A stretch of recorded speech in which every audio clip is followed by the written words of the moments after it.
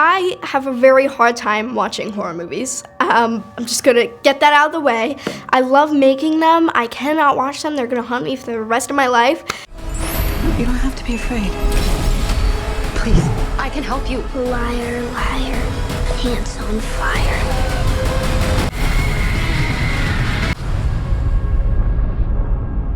You have been acting professionally in films and TV for about 5 or 6 years now. Yeah. You have an incredibly impressive filmography so far, but this is essentially your first starring role.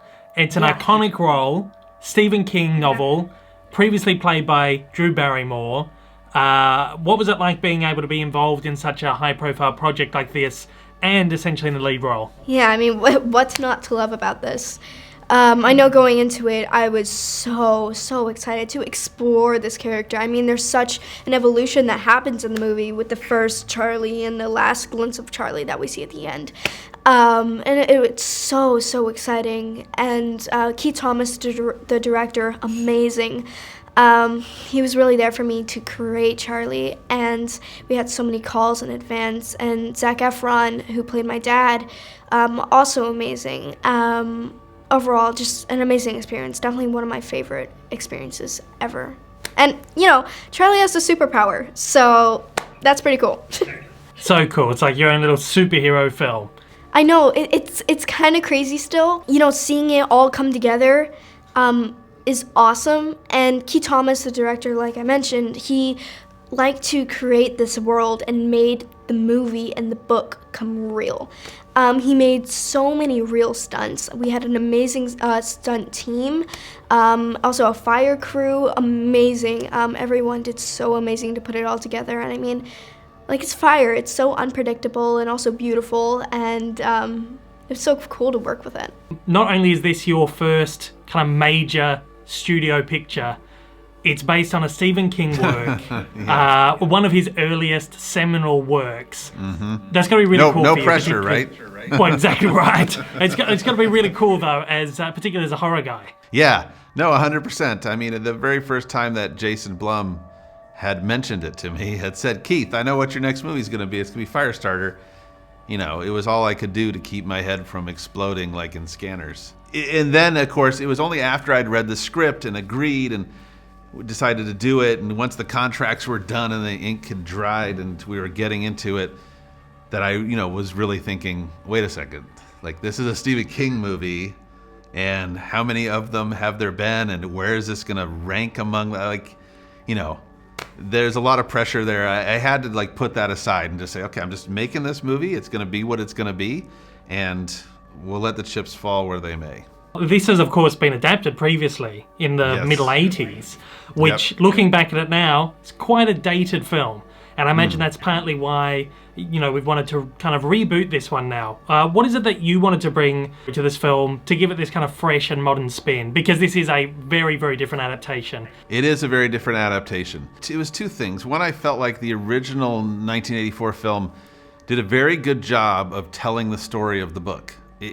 All the beats are there, all the things that happen. Obviously, there's a lot more in the book, but the core of it is there. So we have that, it exists, it's great.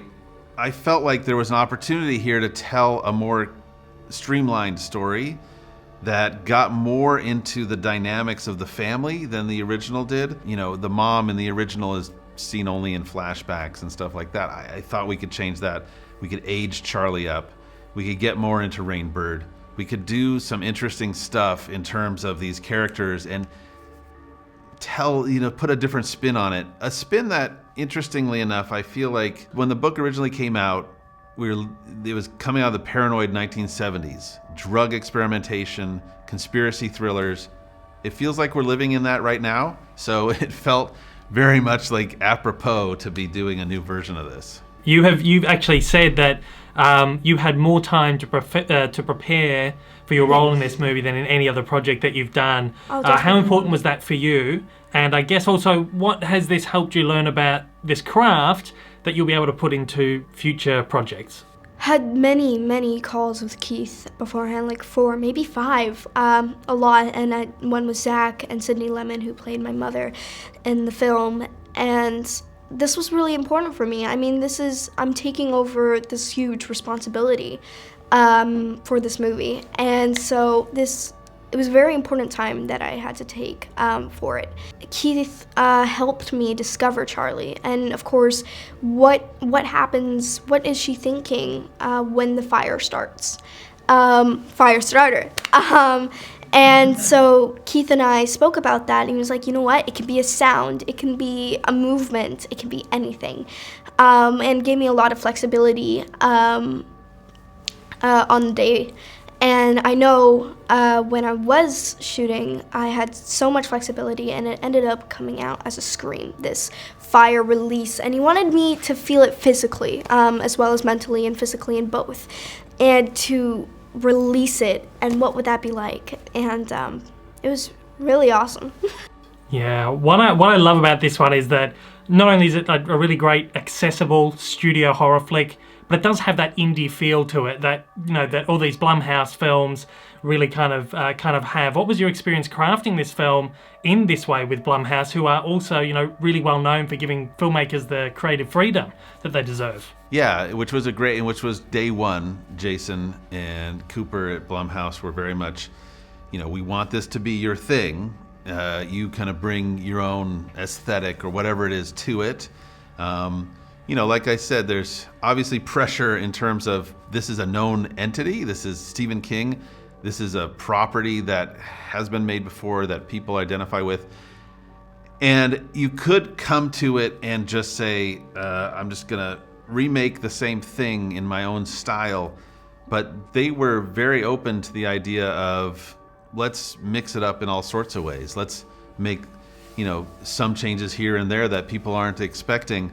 And they let me have the freedom to be able to approach it stylistically in a way that I felt, okay, I haven't seen a Stephen King film that looks like this.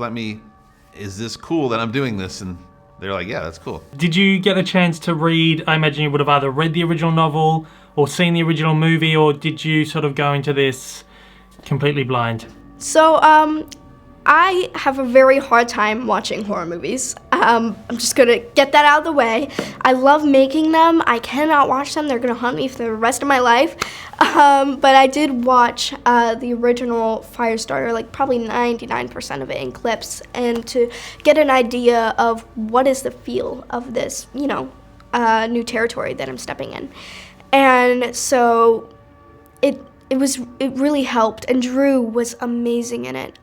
Really, Drew Barrymore, awesome. And it was interesting to see her interpretation of Firestarter, and so that was really helpful. But at the same time, you know, you also want to make it distinct and different, and, you know, an evolved Firestarter, something different, something unique that we've never seen before. So it's great to have that, and also have that ability to create on top of that. The movie is opening theatrically in Australia on wide release. Internationally, it's doing the split kind of theatres and streaming. Why do you think audiences should seek out seeing this one at the theatres? What is the experience you want them to have with this film? Yeah, my hope is that they'll go in looking forward to seeing a film about a little girl who can burn people with her mind, or burn down buildings. But what they're going to find is a story about a family that's on the run, that they're going to find an intense, emotional, dark story that hopefully has a lot of twists and turns that they won't see coming. We'll never see her again. If who catches me?